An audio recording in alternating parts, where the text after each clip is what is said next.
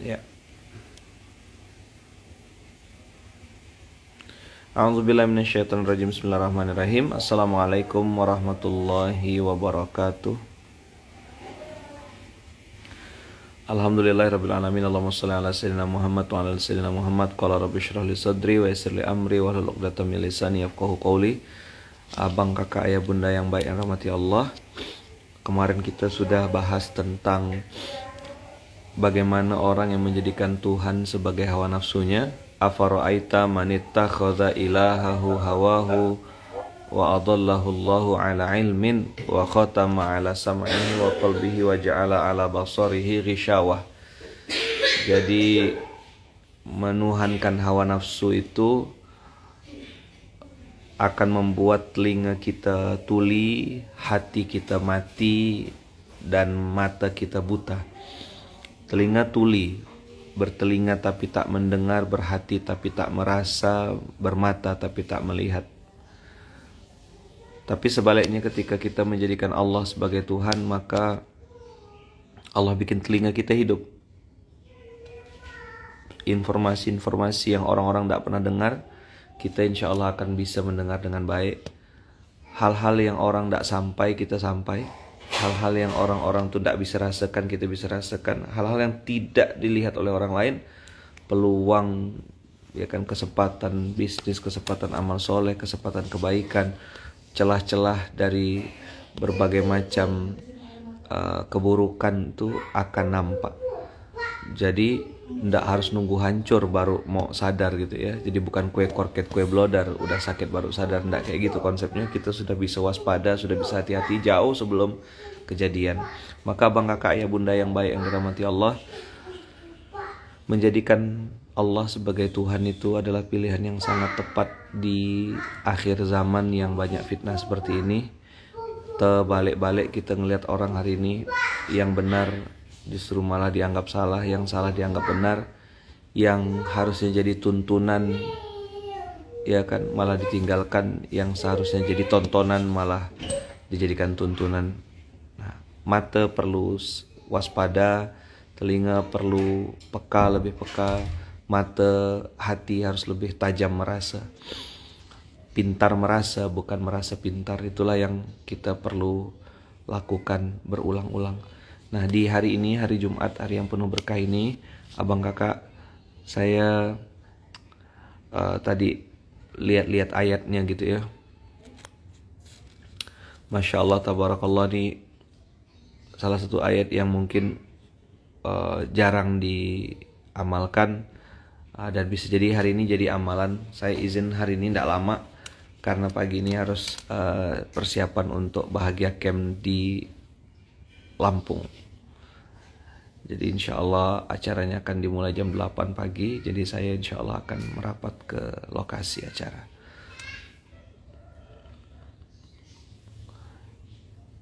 Lihat surat Az-Zariyat hari ini, abang, kakak.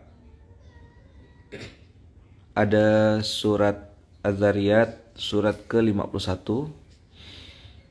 Ayatnya dari ayat 15.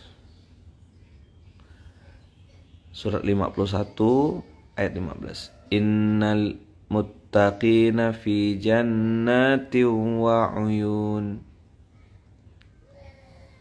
Akhirina ma atahum rabbuhum. Innahum kanu qabla dzalika muhsinin. Dapat ya? 51-15. Sesungguhnya orang-orang yang bertakwa berada di taman-taman surga dan mata air. Mereka mengambil apa yang diberikan Tuhan mereka. Sesungguhnya mereka sebelum itu di dunia adalah orang-orang yang berbuat baik. Nah, muhsinin. Muhsinin itu tetap berbuat baik walaupun orang jahat sama kita. Tetap mengatakan yang baik-baik walaupun mungkin kondisi tidak sesuai. Muhsinin itu adalah engkau beribadah kepada Allah seolah-olah engkau sedang melihat Allah. Dan jika engkau tak bisa melihat Allah, yakinlah Allah sedang melihatmu. Ini ihsan namanya. Siapakah yang masuk surga itu? Kanu qabla dzalika muhsinin. Apa saja ihsannya mereka? Nomor 1 Allah bilang, kanu qalilan minal laili ma yahjaun. Mereka itu sedikit tidur. Jadi bangunnya awal.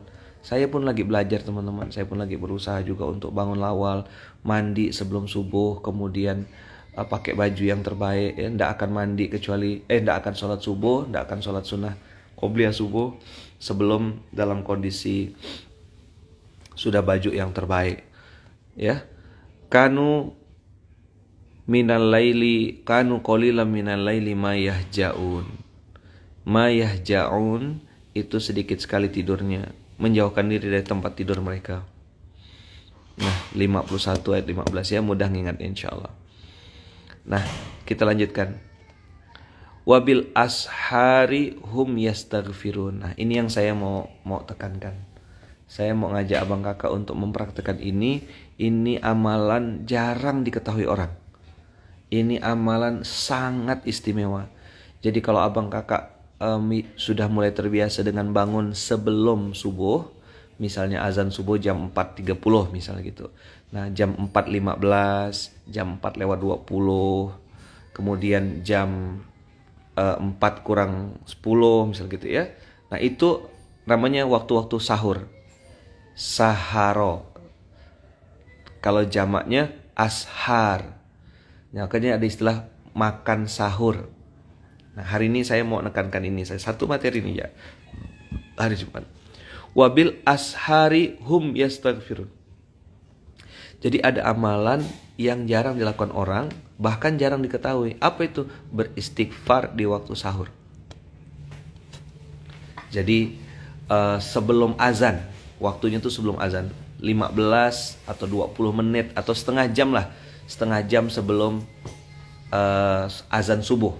Berarti kalau misal azan subuhnya jam 4.30, berarti ini jam 4 pas gitu, atau jam 4 kurang 5, 4 kurang 10. Nah, di waktu itu adalah waktu yang paling mustajab, disebut sebagai muhsinin, yaitu beristighfar di waktu subuh. Beristighfar di waktu subuh ini abang kakak amalan yang sangat istimewa. Jadi kalau karena waktunya disebutkan spesifik beristighfar di waktu subuh. Ini amalannya spesial, ini amalannya istimewa. Jadi ini perintah Allah. Jadi mandi sebelum subuh, istighfar sebelum subuh, nanti jangan tidur habis subuh. Itu amalan-amalan di waktu subuh. Makanya mau dapat berkah itu aja amalannya.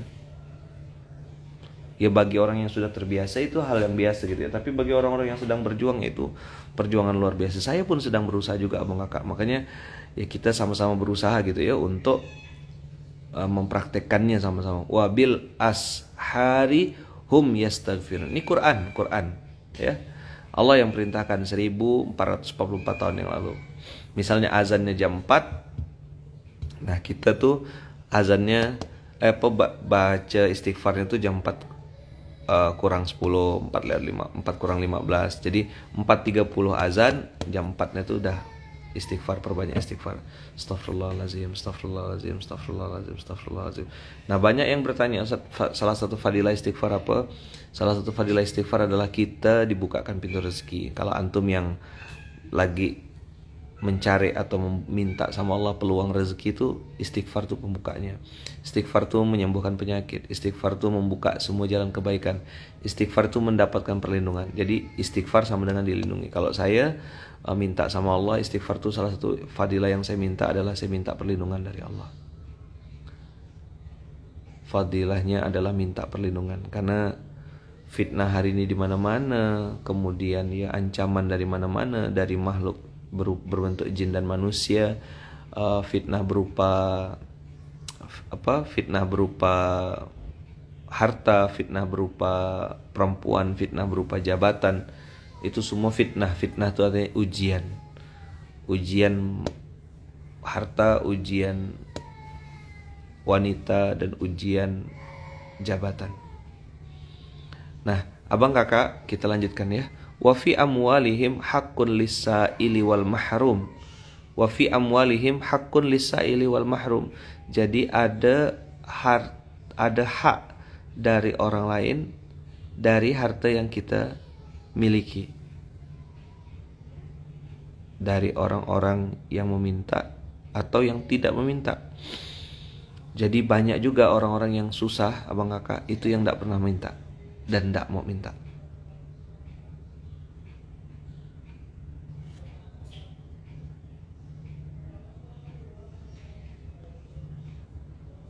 Oke.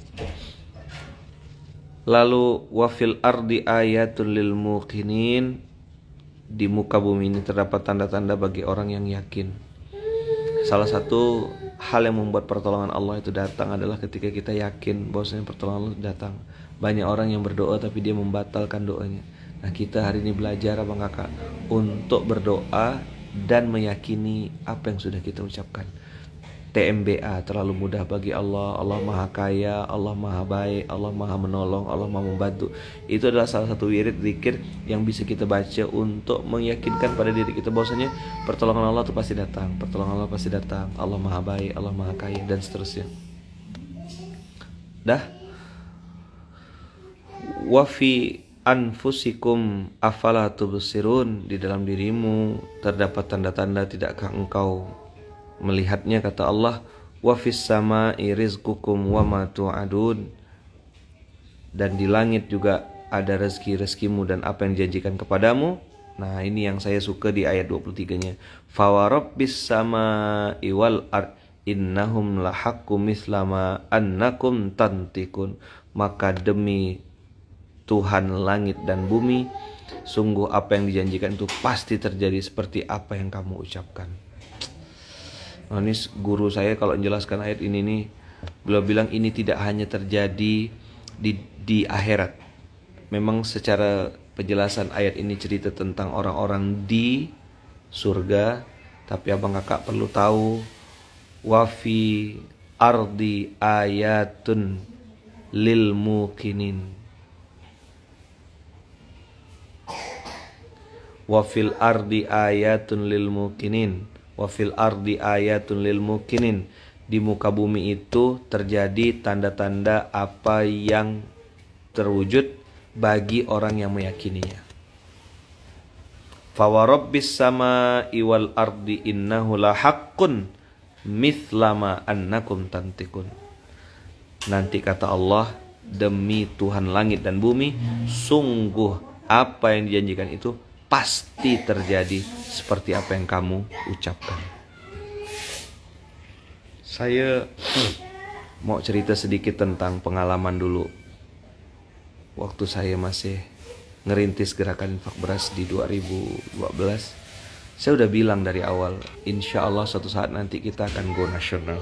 Insya Allah kita akan sampai muncul lagi ke permukaan. Walaupun saat itu saya sedang jualan kopi di pinggir jalan, saya sedang buka klinik terapi di garasi. Tidak ada yang kenal saya saat itu, ya handphone saya juga saya matikan seringnya gitu, karena tidak berani buka sosmed karena takut di situ isinya orang sindir-sindir saya gitu.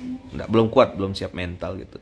Tapi saya yakin insya Allah dari Kalbar menyapa Indonesia, dari Pontianak menyapa Indonesia bahkan dunia. Dan hari itu rasanya tidak mungkin gitu, dan orang-orang pasti akan meremehkan dan mengatakan mau mimpi, merampok jahat gitu. Tapi alhamdulillah saya didukung oleh istri, didukung oleh orang tua, didukung oleh ibu, didukung oleh mama, didukung oleh orang-orang baik sekeliling saya mendoakan. Masya Allah, tabarakallah, hari ini kita semuanya ada di titik ini. Dan kita semua teman-teman tidak bisa meremehkan gitu doanya orang samping kiri kanan kita, doa keluarga kita, doa istri kita, doa anak kita, doa orang-orang yang menyayangi kita karena Allah. Nah, maka bicaralah yang baik-baik.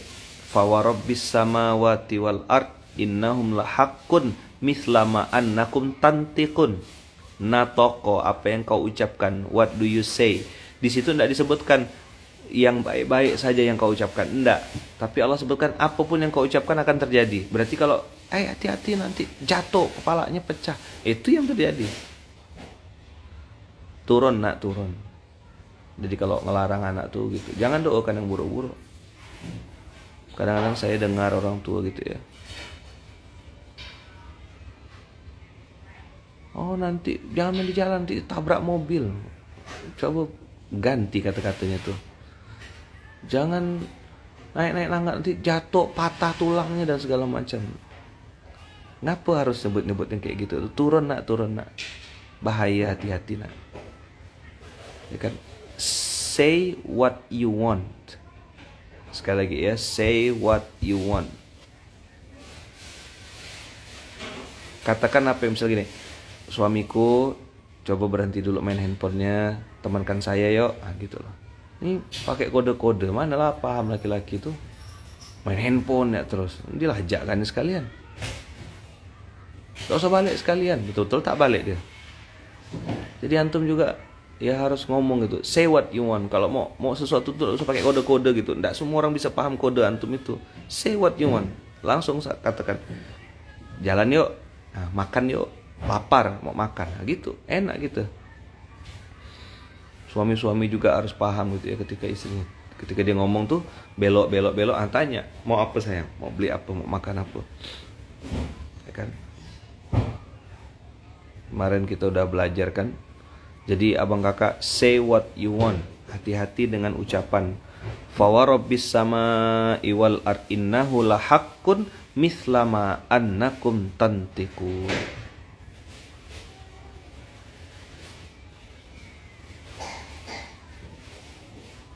Ya. Jadi harus say what you want. Say what you want. Say what you want. You are what you say.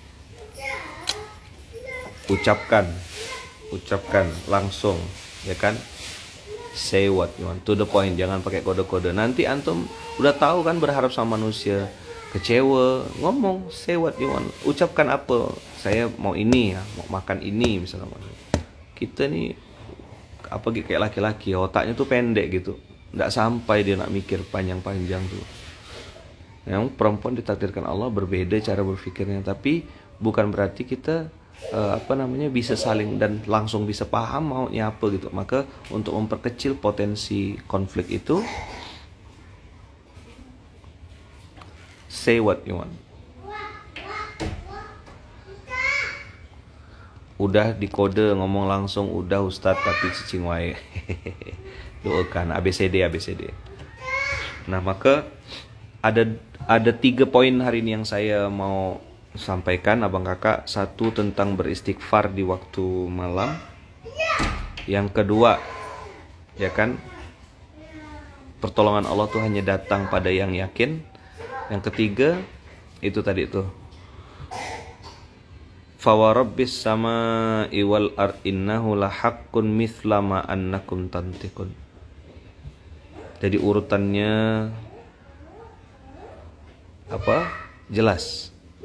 Malam beristighfar, dari mulai dia jarang tidur, dia kan sedikit sekali tidurnya di waktu malam. Di akhir malam mereka beristighfar. Di harta mereka ada pemberian bagi orang-orang yang memberi, yang meminta ataupun yang tidak meminta. Ada tanda-tanda kebesaran bagi orang yang yakin. Dalam dirimu sendiri juga apakah tidak kamu memperhatikannya, kata Allah. Dan demi langit, dan di langit terdapat rezekimu yang dijanjikan padamu. Maka demi Tuhan langit dan bumi, sungguh apa yang dijanjikan itu pasti terjadi seperti apa yang kamu ucapkan. Nah, mudah-mudahan surat Az-Zariyat surat 51 ayat 15 sampai 23 ini menjadi panduan baru dalam kehidupan kita, menjadi reminder, pengingat kita. Dan mudah-mudahan ayat ini saya rasanya tidak perlu jelaskan detail-detail, ya kan? Insyaallah abang kakak kita akan sampaikan ini kepada abang kakak semuanya. Semoga Allah mudahkan, Allah lancarkan kita melakukan 3 poin utama tadi. Istighfar sebelum subuh, pertolongan Allah datang kepada yang yakin, ya kan? Termasuk bersedekah itu bagian dari keyakinan kita. Maka hati-hatilah dalam mengucap atau berkata-kata, karena kata-katamu akan terwujud seperti apa yang kau ucapkan. Kalau kau sering nyebut jatuh, patah, capek, letih, itulah yang terjadi. Tapi kalau abang sering nyebutnya, oh iya saya ini ngantuk, maka saya diajarkan sama Wawa tuh, jangan bilang capek, jangan ngeluh, aduh, jangan. Bilang saya ngantuk, perlu istirahat. Ada itu aja obatnya. Jadi kalau ini, ngapa bang? Ngantuk. Tidur. Bangun udah segar lagi insyaallah. Dia bilang capek banget nih badannya, aduh pegel-pegel semuanya, aduh remuk rasanya badan. Itu doa. Bilang ngantuk. Saya ngantuk, tidur. Mengantuk itu kan hadiah dari Allah. Kalau di Quran tuh salah satu rezeki dari Allah itu adalah mengantuk.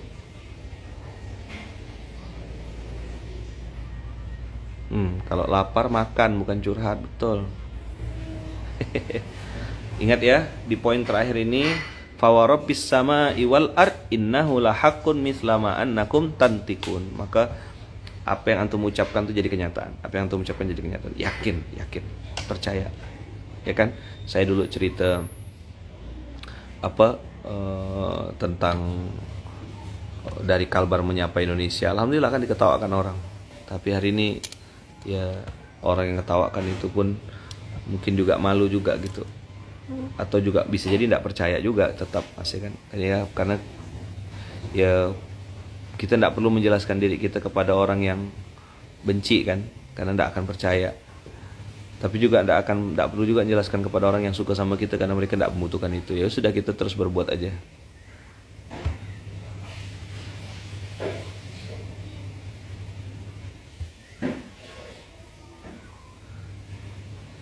Apa yang diucapkan jadi kenyataan. Saya bisa umroh, saya adalah jamaah umroh selanjutnya, saya adalah maka pemilihan kata-kata tuh yang baik-baik. Misalnya saya bilang kan, ya Allah beri kami rezeki, tidak apa-apa banyak, yang penting halal dan berkah. Itu doa. Kesedekah itu tidak apa-apa banyak, yang penting ikhlas, dan seterusnya. Fawarabbis sama'i wal ard innahu lahaqqun misla annakum tantikun. Ini yang bisa saya sampaikan. Terima kasih banyak. Jazakumullah khair. Subhanakallahumma wabihamdika asyhadu an la ilaha illa anta astaghfiruka wa atubu ilaik. Barakallahu fikum. Selamat beraktivitas abang kakak. Buat yang ada di Lampung dan sekitarnya, insyaallah ketemu di Bahagia Camp. Barakallahu fikum, berkah selalu. Assalamualaikum warahmatullahi wabarakatuh. Bismillahirrahmanirrahim. 'Alallah la haula wala quwata illa billahil aliyil azim. Barakallahu fikum. Mohon doanya abang kakak. Assalamualaikum warahmatullahi wabarakatuh. Jangan lupa like, comment, subscribe, dan klik ikon lonceng untuk terus update video-video terbaru.